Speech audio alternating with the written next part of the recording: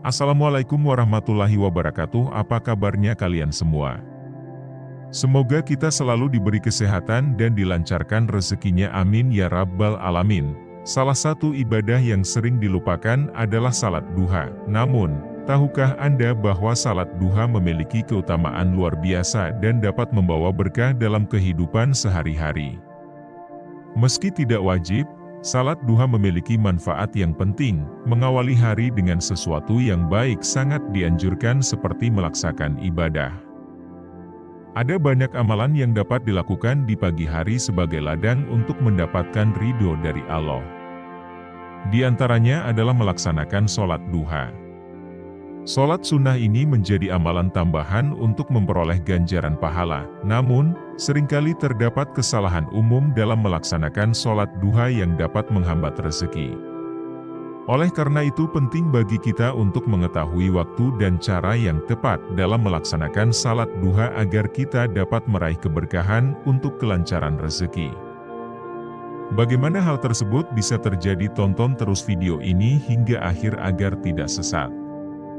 Pasti kalian pernah mendengar pernyataan satu ini dikerjakan mendapat pahala, ditinggalkan tidak menghasilkan dosa. Seperti itulah sifat ibadah sunnah, akan tetapi ibadah sunnah tetap saja tak bisa dianggap remeh sebab salah satu keistimewaan ibadah sunnah ialah mampu menutupi kekurangan pada ibadah wajib sebagaimana dalam sebuah hadis. Rasulullah Shallallahu Alaihi Wasallam bersabda, amal yang pertama kali dihisab pada hari kiamat adalah sholat. Jika baik maka dia akan beruntung dan jika jelek maka dia akan menyesal dan rugi. Allah Subhanahu wa Ta'ala berfirman kepada malaikat, periksalah sholat hambaku cukup atau kurang, jika cukup catat, jika kurang periksa lagi apakah hambaku punya sholat sunnah juga punya kekurangan, sholat wajibnya ditambal dengan sholat sunnahnya, barulah setelah itu amal sholatnya dihisab. Hadis Abu Daud. Tak bisa dipungkiri semua jenis ibadah wajib maupun sunnah akan diperhitungkan dan mendapat balasan dari Allah, namun terkhusus ibadah sunnah ada banyak keistimewaan lain. Di luar dari yang disebutkan dari hadits tadi, seperti halnya sholat duha, ibadah sunnah satu ini merupakan ibadah yang diperintahkan oleh Rasulullah untuk selalu dikerjakan, karena siapa saja yang mengerjakannya akan digolongkan bersama dengan kelompok orang-orang bertaubat di mana kondisi tersebut telah disebutkan dalam hadits Rasulullah Shallallahu Alaihi Wasallam.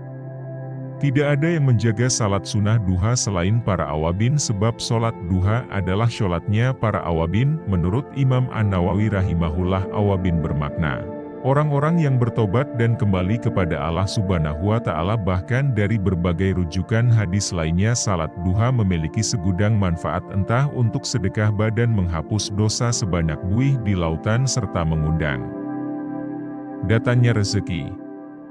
Rasulullah Shallallahu Alaihi Wasallam bersabda, setiap persendian kalian memiliki kewajiban untuk bersedekah setiap hari, maka dari itu setiap sholat adalah menikah baginya, puasa adalah sedekah. Halnya itu adalah sedekah, untayan tasbih adalah sedekah, dan tahmid adalah sedekah untuk membayar setiap persendian anggota tubuh. Sebelum melakukan ibadah sunnah ini, kalian harus tahu waktu dilarangnya melakukan sholat duha.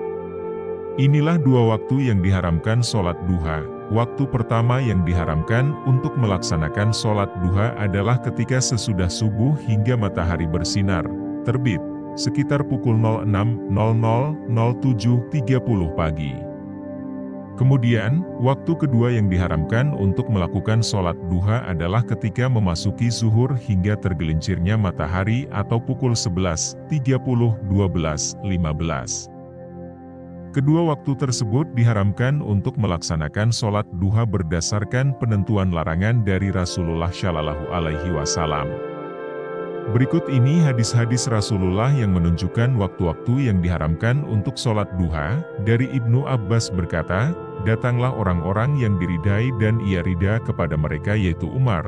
Ia berkata bahwasanya Nabi Shallallahu Alaihi Wasallam melarang sholat sesudah subuh hingga matahari bersinar, dan sesudah asar hingga matahari terbenam. Hadis riwayat Bukhari. Rezeki dan terhindar dari kelalaian. Rasulullah Shallallahu Alaihi Wasallam menyebutkan bahwa salat duha adalah salatnya para nabi. Para salat duha bukan hanya ibadah yang memberikan manfaat spiritual, tetapi juga mempengaruhi aspek jasmani dan materi kehidupan kita. Allah Subhanahu wa Ta'ala telah menjanjikan untuk mencukupi kebutuhan kita dari sore hari hingga pagi hari setelah kita melaksanakan salat. Selain itu, salat duha dapat membawa keberkahan dalam rezeki.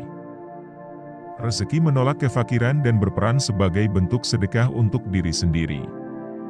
Namun penting untuk memperhatikan beberapa hal yang dilarang dalam melaksanakan salat duha. Jika melanggar hal-hal berikut ini, maka bukannya pahala dan rezeki yang diperoleh, namun akan mendapatkan azab dan dosa dari Allah. Untuk itu simaklah sampai habis agar sahabat sekalian terhindar dari kesalahan-kesalahan dalam melakukan salat duha yang mengakibatkan dosa. Hal pertama yang menjadi kesalahan dalam melakukan salat duha adalah melakukannya di luar waktu-waktu yang sudah ditentukan. Waktu-waktu yang dilarang untuk melakukan pada jam tersebut. Alasan diharamkan pada dua waktu tersebut, dari Ibnu Umar berkata, Rasulullah Shallallahu Alaihi Wasallam bersabda, apabila sinar matahari terbit maka akhirkanlah, jangan melakukan salat hingga matahari tinggi. Dan apabila sinar matahari terbenam, maka akhirkanlah, jangan melakukan salat hingga matahari terbenam. Hadis riwayat Bukhari.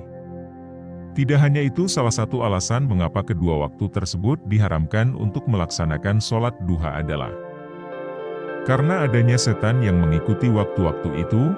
Rasulullah Shallallahu Alaihi Wasallam bersabda, matahari terbit dengan diikuti setan. Pada waktu mulai terbit, matahari berada dekat dengan setan, dan ketika telah mulai meninggi berpisah darinya. Pada waktu matahari berada tepat di tengah-tengah langit, ia kembali dekat dengan setan, dan ketika telah zawal, condong ke arah barat, ia berpisah darinya. Pada waktu hampir terbenam, ia dekat dengan setan, dan setelah terbenam ia berpisah lagi darinya.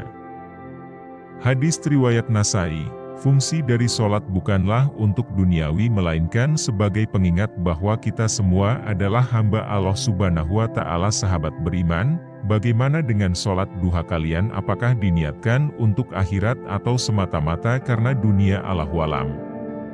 Assalamualaikum warahmatullahi wabarakatuh.